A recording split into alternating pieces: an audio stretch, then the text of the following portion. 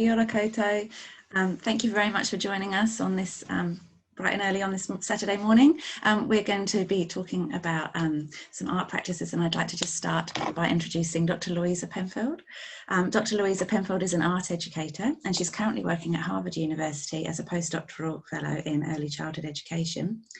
She's previously worked on the learning programs at art museums, including the Tate Museum, the Serpentine Museum, both of those are in the UK, and the Ipswich Art Gallery in Australia.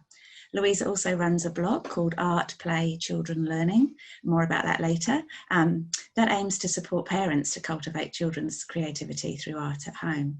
So without further ado, welcome Louisa. Thank you, thanks for having me. Thanks everyone who is logging in to listen on a Saturday morning. I'm really excited to connect with you all and to be sharing these ideas today. Okay, well, let's start. First of all, can you tell us a bit more about your background and the research you've done on children's art education? Yeah, sure. Well, as you mentioned, my background is in both visual art and early childhood education.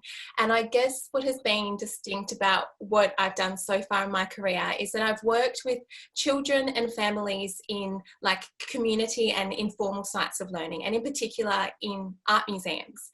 So I started off working in Australia, and then in 2015, I moved over to England to do my PhD in art education. And my PhD, which I'll tell you a little bit more about in a moment, was a partnership between the University of Nottingham and Tate and the Whitworth Art Gallery. And a big part of that work looked at how different contemporary art practice can be used to support children's learning and creativity. So the one thing that I would love for you all to take home today is some different strategies and ideas of how you can do this in the classroom. And I'm going to be sharing like different resources and practical tips that came out of that body of work. But as Vicky mentioned as well, I shifted over to Boston earlier this year, just before the pandemic hit actually. And so I'm now working at the Harvard Graduate School of Education on a project looking at community preschools over here in the United States. Cool, sounds really interesting. So you mentioned that you've used the work of artists and designers kind of as starting points for art experiences with children. And I know that part of your work really focuses on the importance of the materials that we offer children and trying to offer material-based play spaces for children. Can you tell us a bit more about why you see materials as being important for art experiences in early childhood education? Yeah, sure. So I mean, materials have been a huge part of early childhood ever since the first kindergarten was invented. So when Froebel did that back in the 1800s in Germany, he knew that the physical stuff that was in the classrooms and the physical stuff out in nature was so integral for children to learn through their senses and through hands-on play. So the connection between early childhood materials has a very long history, but when we look at how exactly materials have been positioned in different education theories over the years, it varies a lot. So for example, Froebel had this big idea around his gifts, which you have probably heard of, but these were different kind of like play materials, like different balls and blocks and clay that children would use in quite a structured way. And he thought that by doing that, he saw a relationship between what they would, how they kind of manipulated the materials and their kind of cognitive and abstract thought processes. So some of you may also have worked in Montessori classrooms. Again, there's a very strong tradition there around sensory-based learning and seeing children as like these sensorial beings that learn through touch and through smell and through taste and through play with these physical things.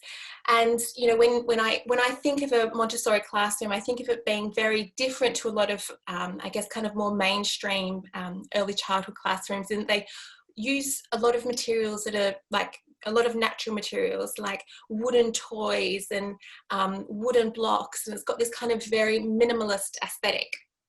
And then if you look at like the Reggio Emilia early childhood approach, again, the materials and the physical space have a really strong presence in their philosophy, and they talk about the environment as the third teacher you know, in addition to children's peers and the adults in the classroom, the physical space is really, really important.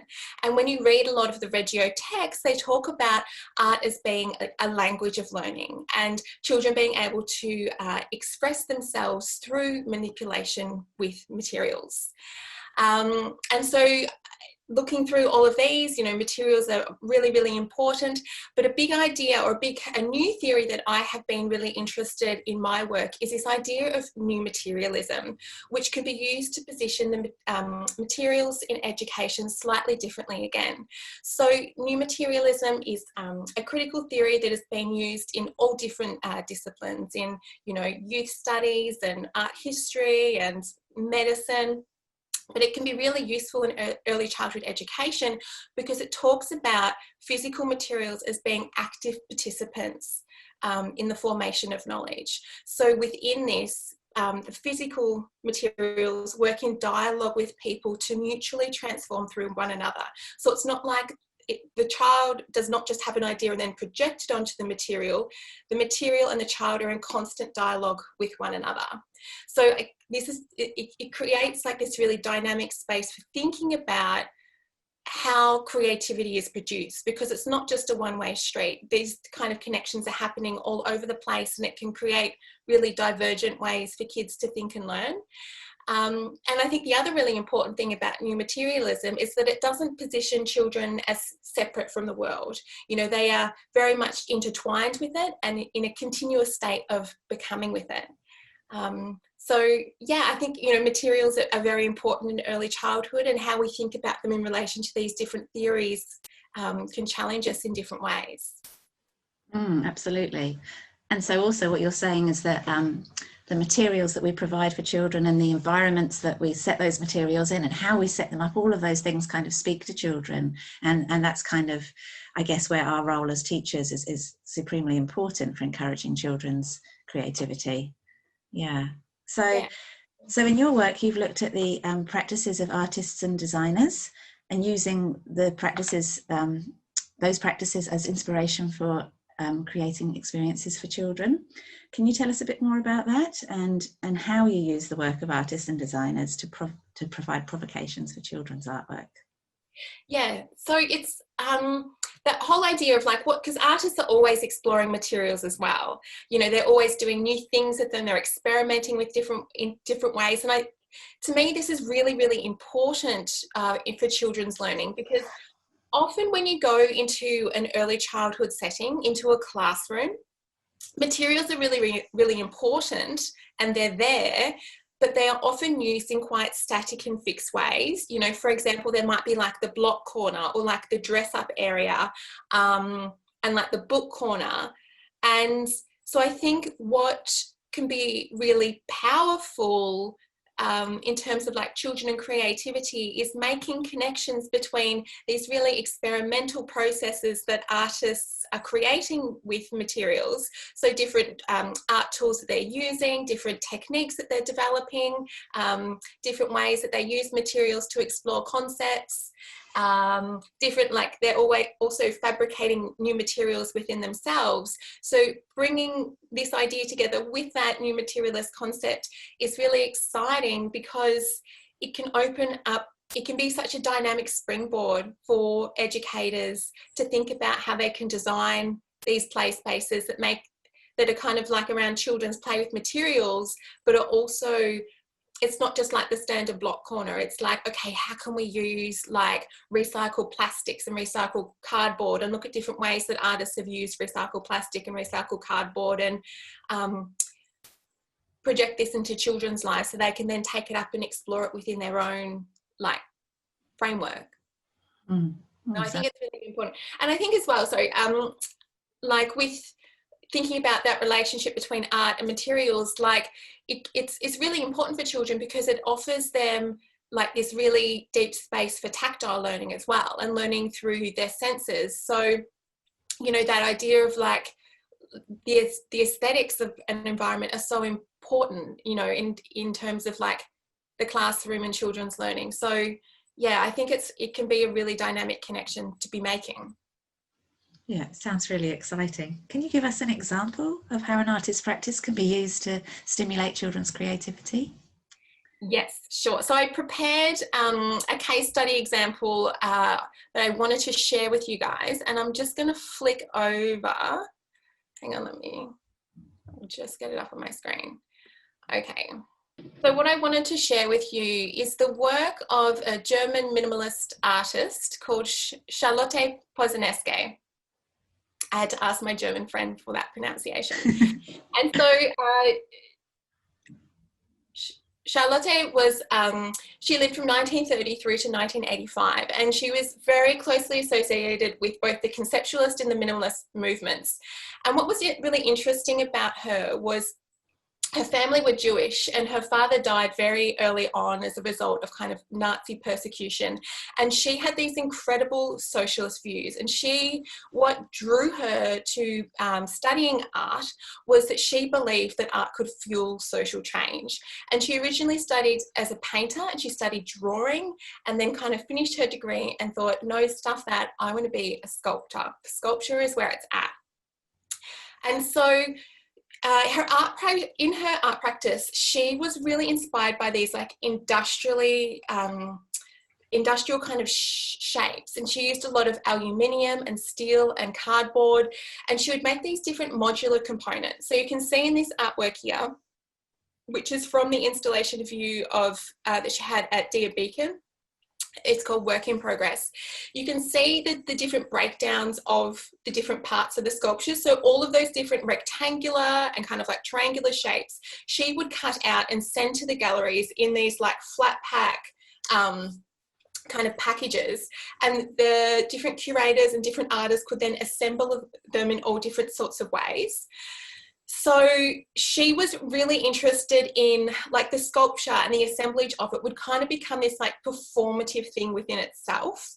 And she would get different like choreographers in to like activate these sculptures and do different like audience participation.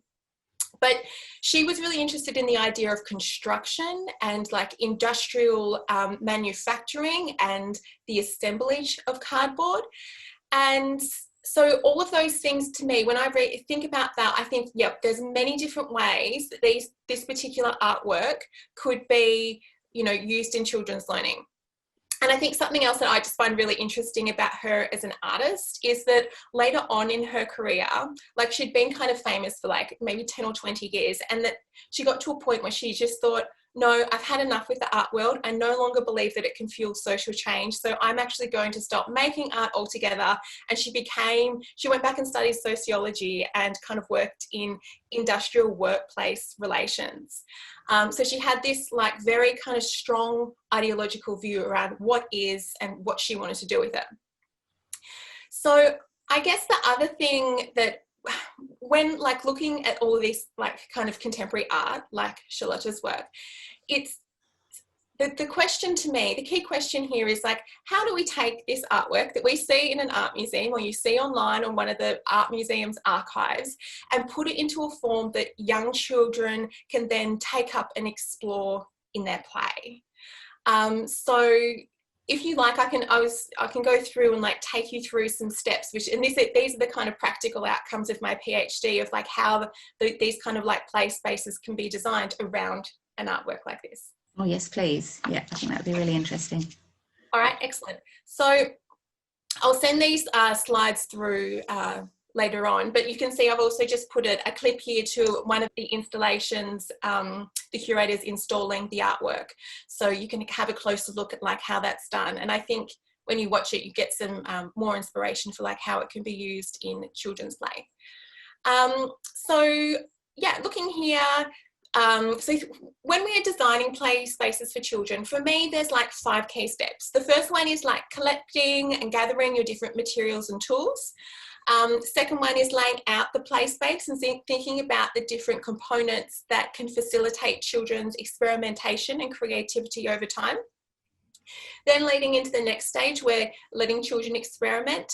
And at that point, while they're experimenting, for me, the adults or parents and teachers play a really important role in observing and introducing new techniques and tools and ideas to children so that their learning can be scaffolded in different ways over time in response to their interests. And then the final step of doing a play activity like this with kids is the sharing and reflecting of the creative process. But the next few slides that I'm going to tell you is going to zoom in on that point 2, which is laying out the place-based components and how we can go about selecting those. So the first one is, thinking back to that original sculptural artwork that I showed you, the work in progress, and that use of cardboard. To me, cardboard is a brilliant material to be using with young children because it's something, it is affordable, it is cheap, it is very readily available.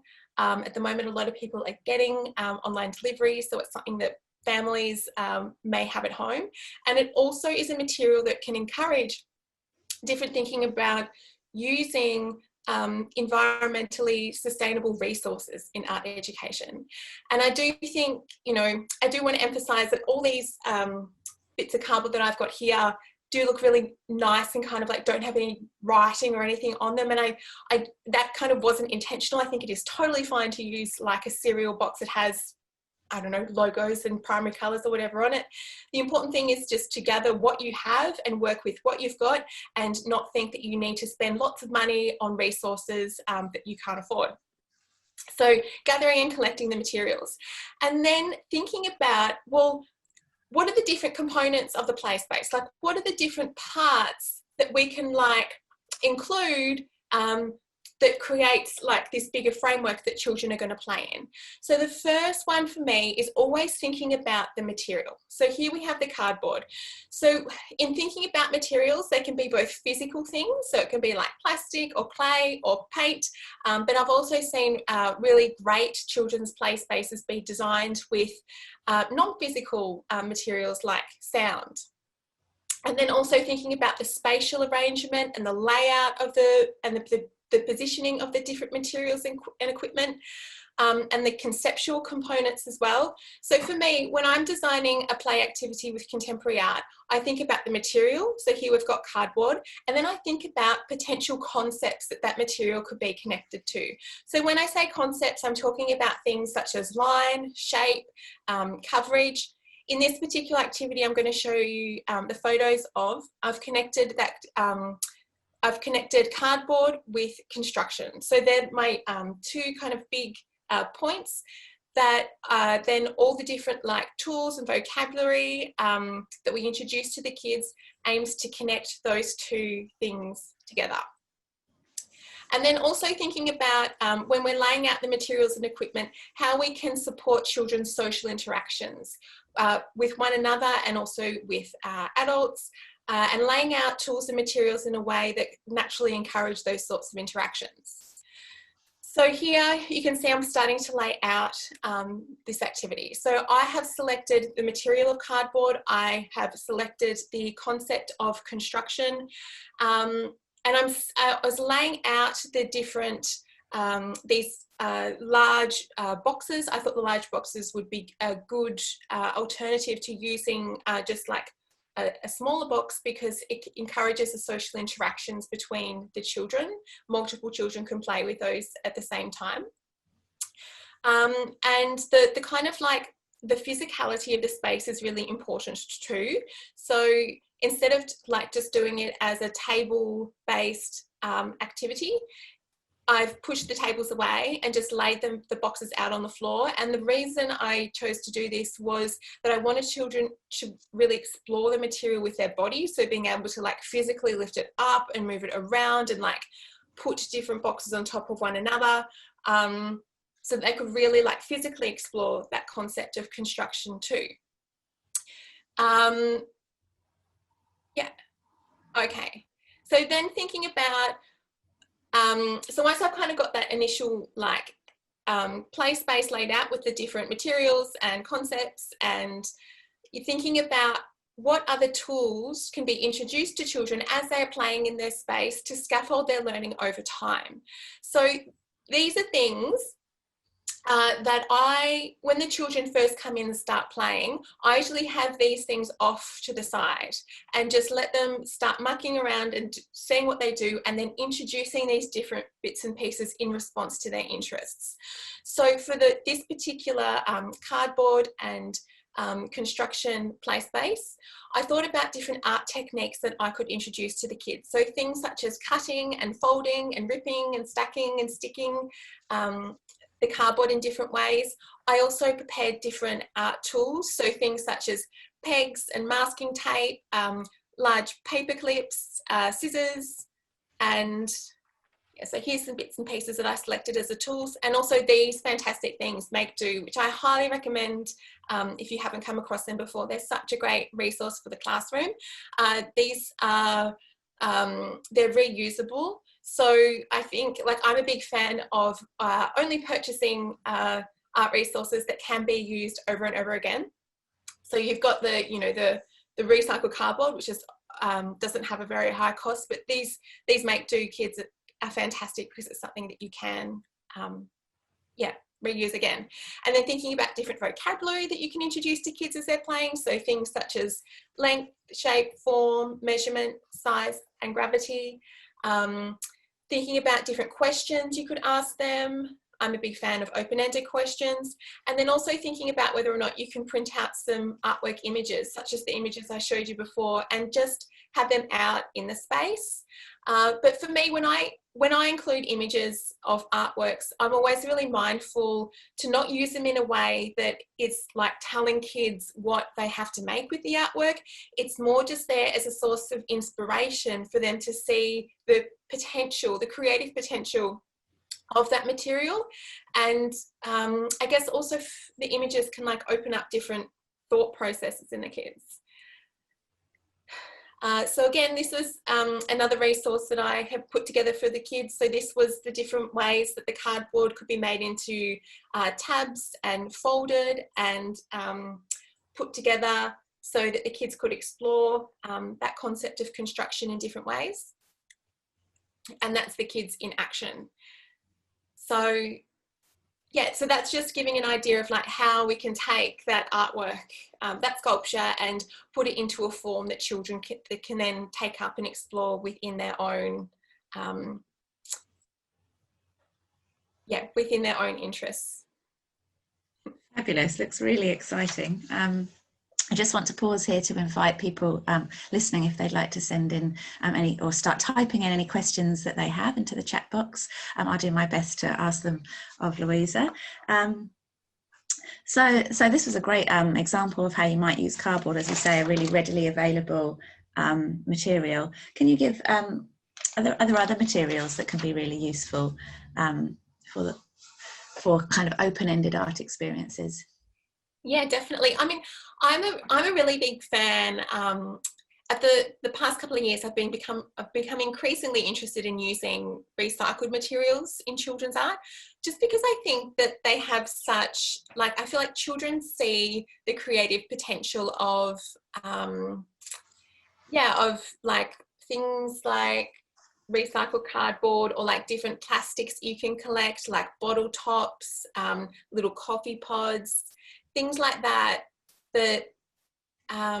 can kind of spark different thought processes that just are kind of like giving a child a pen and paper. I mean, that does have a lot of creative possibilities as well. But I think that, yeah, recycled materials is kind of an exciting space to explore. There's a lot out there, and I'm sure in Auckland and across New Zealand, there would be different kind of creative reuse centres. I know in Perth in Australia, they have the Reminder Centre.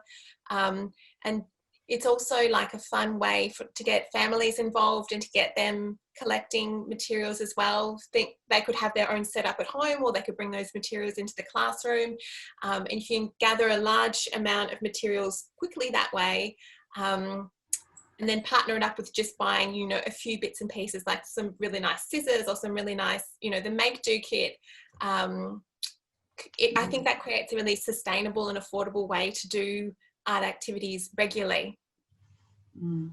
And I imagine maybe if you're asking people to collect things, it might be useful to provide a bit of a list so that you don't just get the cereal boxes, but you get a whole range of recycled materials coming into your centre. Another question just coming through, is there anything related to that point, is there anything... Hang on, my internet has just cut out, I think. Oh, can you hear me? Sorry, I'm back in action, sorry. Okay.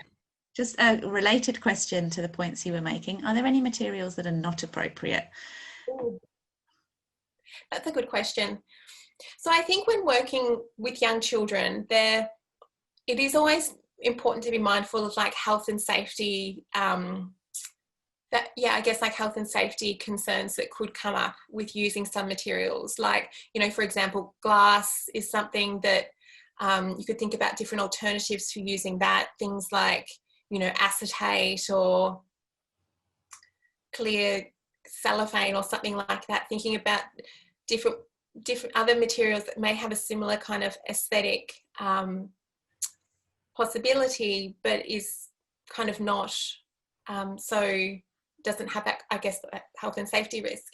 I mean, I think there are a lot of materials, if they're used in a way that the teachers are able to supervise children's interactions with them, they can be used. Like Peter Morehouse in the UK does some like lovely work around woodwork in the early years, and I'm always so interested by what he does, because he lets the kids use like hammers and like these little saws and stuff like that, things that I would usually think, oh no, there's no way a 4-year-old could do that. But you know, when I read his books and I think, oh yeah, you can introduce it in this way and you can talk to kids about it in this way and supervise it in this way, it can be done. Yeah, I think there are different ways around it. Things that usually, that I think a common reaction would be like, oh no, it's not possible. It can become possible.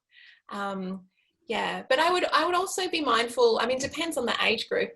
The kind of under 3s, there's obviously like a really strong choking hazard for some particular materials, but it's about, they could also use, like, there's so many materials that they babies and toddlers could use that don't have that. So yeah, I think adjusting to those different age groups, there's always possibilities.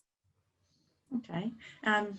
Some lovely ideas coming through about turning cereal boxes inside out so that you have the blank side. That's a really lovely idea, I think. And people talking about using toilet rolls, and I guess that's something that maybe you have to figure out in your community whether is appropriate for your community, and there might be some cultural concerns as well with other materials.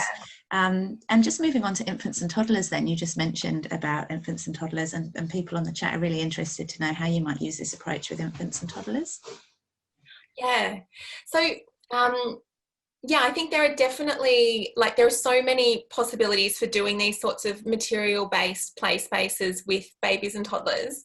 As part of my PhD research, we actually did a few different activities specifically for babies, and I might actually quickly, I'll just flick over to that. Very much like that. That's the request coming through. More examples, please.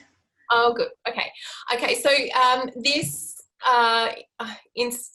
activity was inspired by the work of Jessica Dismore, who I think we're going to put a link after this to an article that I wrote in MIT's Journal of Design and Science, and it talks about this specific activity and the artwork in more depth, so you can have a look at it there. But we're looking at this different abstract artwork, and this artist had done this painting using all different shapes and forms. And so we took that and we thought, well, how can we put that into a form that babies can explore? And the artist, this is actually in the main kind of foyer at Tate Britain. She cut out all different papers, so like kind of tissue paper and aluminium and butcher's paper, and she laid it out in a particular way that babies could then crawl over and scrunch it and put these materials over their heads. And so it was designed in a way that for someone who was crawling and grabbing and moving in that particular way could really connect with the materials and transform the materials. So I guess that's another example of an activity for babies. I mean, there's so many opportunities. I think, like, with that particular age group as well, they love, you know, like kind of clay and being outdoors. You know, there's thinking about how we like lay out the materials in a way that is really encourages, I guess, that kind of like horizontal crawling based interactions with the materials. Yeah, I think they would be my top tips. Yeah, that sounds really, really interesting for the children to experience, and maybe even just getting down on the children's level and seeing what does your play space look like from a crawling position. Does it make, you know, does it offer things to children? Does it seem inviting? Thank you. Another question about the kind of the freedom and the flow of this kind of play. So children are making something and then they're changing it to something else, and then they're making something else, and asking how do we then make a record of the artworks that they've created, and how do we also manage maybe if the parent community has expectations about children bringing home something from this kind of art activity. And by the way, I love the way you don't use the word activity, you talk about a play space rather than an activity. So it kind of, again, it challenges our notions of having this fixed activity where you produce a certain thing. But yeah, could you offer some ideas about how we record and respond to parents' concerns about having a product?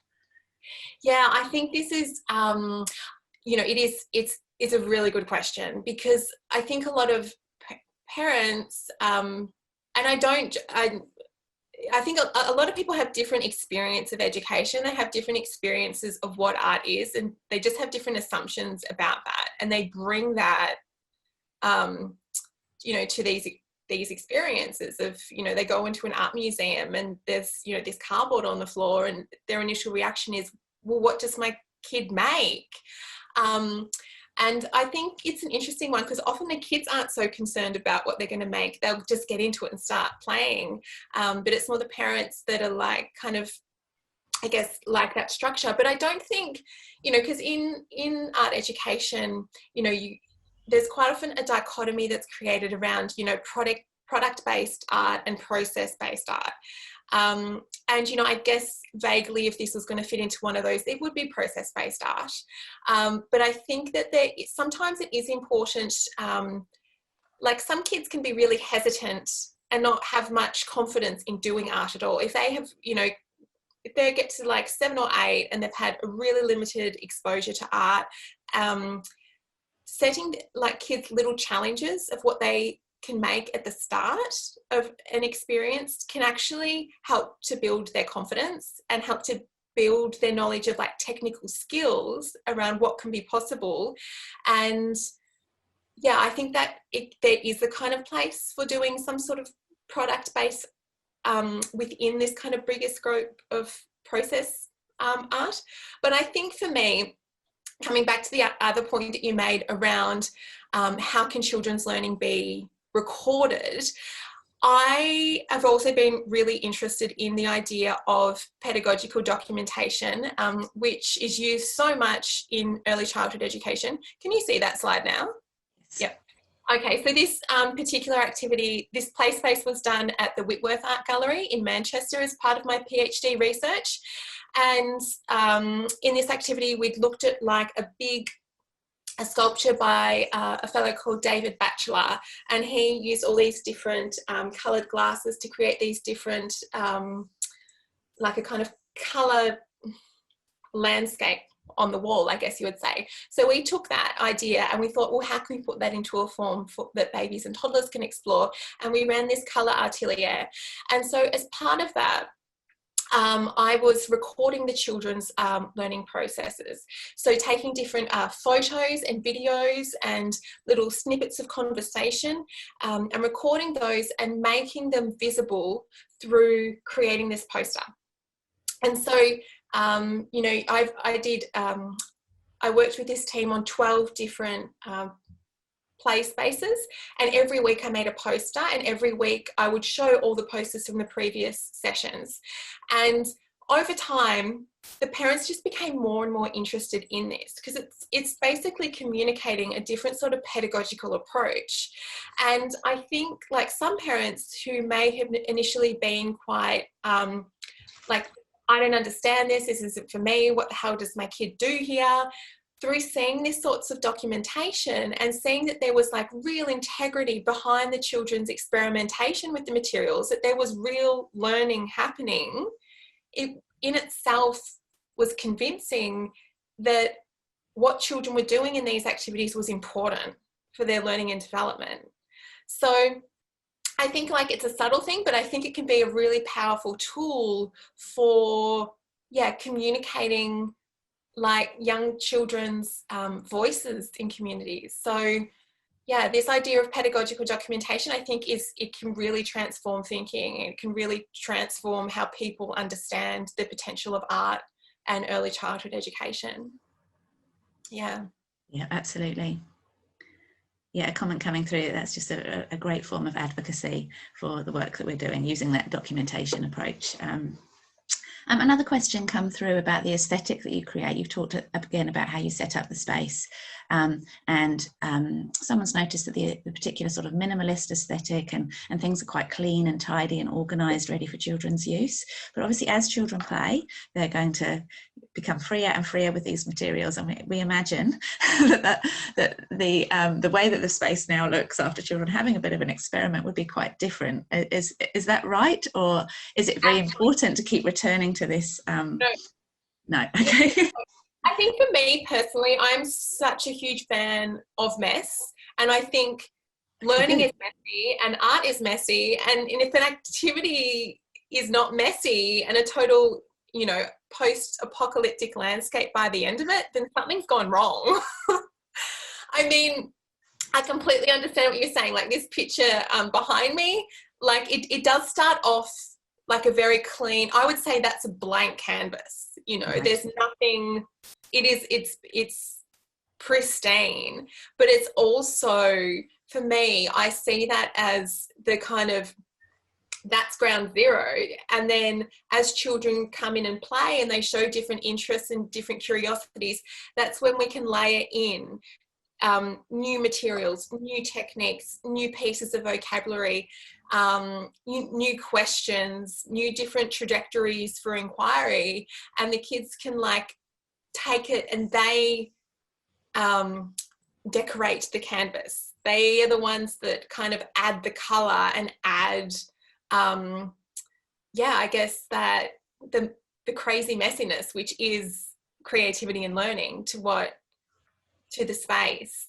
Yeah, I think that's how I see it. But mess is so important, and you know, I completely understand that you know, a lot, you know, parents and teachers have so much on their plates, and the last thing they probably want to do at the end of the day is like, you know, hose down the art room with all the paint. But I think it is so important for children's learning and development, and there's different ways that mess can be, you know, managed, and you know, things like doing it outside when you can, and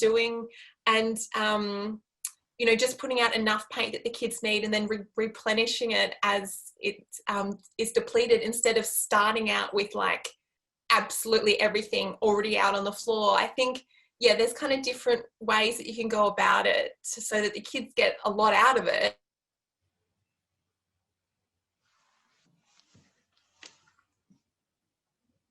I just lost your sound there at the end there. Can you hear me?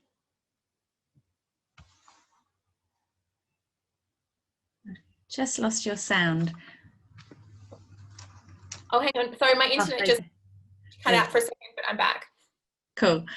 Sounds really interesting. So do you see some of these experiences as being over multiple days? I mean, presumably we want children to keep experimenting with some of these ideas. And so I'm just wondering about the mess and how you might then lay it out again the next day. Retaining some of that mess, or starting again with a blank slate, or introducing slightly different materials? How do you sort of create a bit of a progression? Yeah, that's an interesting one. I guess it depends on what is, because I guess like for example, if it was like you know, a room in a early childhood centre, and there was going to be, you know, like a 2-hour activity every morning for 5 days, I guess I would change around the materials a little bit in response to the kids' interests from the day before. So yeah, in terms of mess, I actually don't think the children are that bothered by whether or not it's a perfect blank canvas to start. So I don't see any major problem with leaving like some mess out, as long as it's kind of like meets, you know, hygiene and health and safety standards, I guess. But yeah, I know, I think that question's quite specific to, I guess, the centre and the program, and like what their kind of collective understanding is around it. Yeah, I'm not sure if I can make a generalised comment on it. Do you have any photos of some of the sort of midway or end stages of a play space? Do you have any photos of the messy, how messy it gets? Ooh, I actually, so unfortunately, I haven't been able to get into any of the preschools over here this year. No, of course. Hoping to do, which was, yeah, it has been a bit of a shame.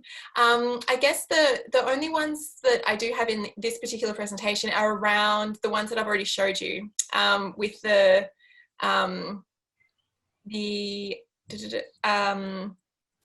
colour atelier would be the closest one, which I can show you again if you like. Okay. Oh, I feel like I'm not that good at Zoom. It's fine, we're patient. Yeah, can you see? Oh. So this here gives it in a bit more detail. So, you know, for example, this little boy here is using the spray bottle on the windows to, you know, create some sort of adhesive, I guess, surface for sticking his cellophane on. And actually this little boy over here, he was spraying the water spray over and over that long sheet of the yellow cellophane, to the point that it actually, the colour started leaking off it, and he created like a big pool of yellow on the ground, to which he proclaimed that he was making a yellow waterfall. Yeah, and this little, down in the bottom right-hand corner, the girl has created like this kind of like little, I guess it looks like a kite like structure, cutting out the different materials and sticking them together using different tapes and different, the water. So yeah, I think depending on what materials you're using, it kind of gets messy in different ways. But yeah, this one, I guess, is kind of more at the, I think there is still kind of like a craziness about it, but I guess not so sloppy as what doing like a paint or a, you know, a clay art studio activity would be. Thank you. Well, it's time for us to try and sort of sum up some of the key ideas today. For me, I think really great to hear about those intentional teaching practices, which we're really exploring in New Zealand at the moment. In terms of, you know, you were choosing the materials and you were choosing the concepts, and that was helping you to figure out kind of where children might go and what tools and things you might have on hand in order to be able to kind of be intentional about the learning that's occurring. I found that really interesting personally. Do you have a sort of a key take-home message for teachers that you'd like to offer before we close the webinar today?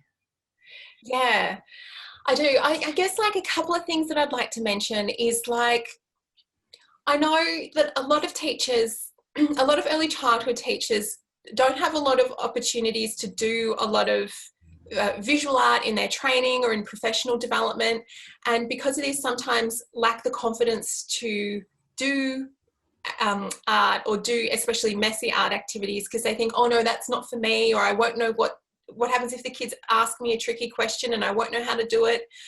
And I think what is really, really important is that you give it a go, and it's totally fine if you do an activity and it doesn't go so well, just to keep on trying, and to start small and maybe build up to different things is really, really important. There's so many exciting things happening out there in artist practices, and to get inspiration for what you can do with kids, I highly recommend, you know, if you can go to an art museum or having a look online at the different you know, Tate and MoMA and a lot of the big art museums have all of their visual art collections there, to just get some inspiration about what is possible with different materials. And yeah, and don't worry about it not being like this pristine, Instagrammable, Pinterest-worthy art scene. The kids won't care. The most important thing is that you give it a go with what you have, and you do it in a way that, you know, with things that you can afford. And yeah, I think that that would be my take-home message. Definitely. Thank you. I also, would it be okay if I share? I just wanted to quickly share my blog. I was going to ask, yeah, where we can find out more, please. Thank you. Okay, so I've got a couple of different links if you guys wanted to learn a bit more about I guess this approach. So some of you may have come across I have a website which is really targeted at parents, but a lot of early childhood educators read it as well. So on it, there's all different sorts of resources for parents and for teachers. So it's different interviews with artists and educators. There's different, this week, an ebook has just gone up, which is all about making art with repurposed materials. So for example, it's got this activity here, experimenting with light and shadow, which was put together by Laura Fantini, who is an artillerista in Reggio Emilia. And you can download this ebook for free here. I confess I already have. Oh, okay. Oh, yeah, good. it's great. I very highly recommend it. Excellent. And so also, if you subscribe to the email, you can also at the moment get a free, I've put together this great new resource with my friends at Beam Editions. And so this is the Plays Shapes resource that you can use in early childhood settings. So what it is it's basically a printable resource that you can either print on regular paper, or you can print it on inkjet transparency film, and it's all different shapes that you can cut out and use in different art activities with kids. So like I've seen people print them out and do some different activities on the light box, or different activities on the window. You can cut them out and do like a kind of cut and paste activity. But yeah, there's different instructions and they're not really instructions, just like inspiration and different suggestions around how you can support children's learning through doing that. So yeah, if you want to find out more, the best way is, I guess, we can put the link up maybe. Yeah, so it's it was www.louisapenfold.com, wasn't it?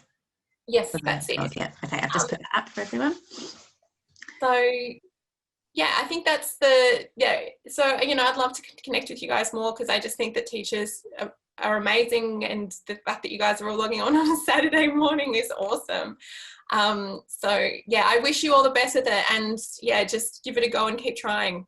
Yeah, we'll be putting up some other resources that you've kindly agreed to share with us as links on the page on our Education Hub website, where we have this video, and that'll be coming out in a couple of days. So you'll be able to see the video and all the links and revisit some of these ideas. But yeah, definitely get in, connect with Louisa, and we wish you a lot of fun and a lot of mess in your art experiences.